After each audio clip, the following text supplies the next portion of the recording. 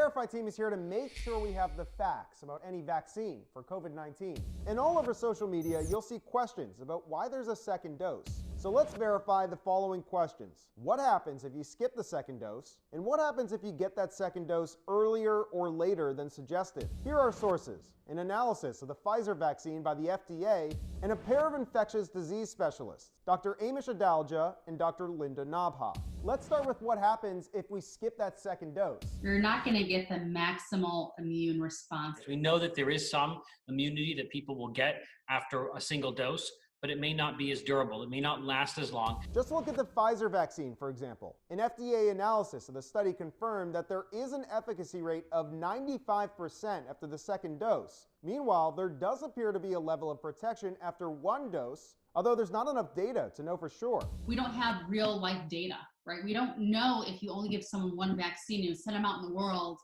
what the response is going to be. And that brings us to question number 2. Pfizer is telling you to get your second dose 21 days after the first. Moderna says 28 days later. So what happens if you get that second dose earlier or later than the set date? Well, according to our experts, they say getting that second dose a few days after the set date is okay. They say the real concern is getting the second dose too early.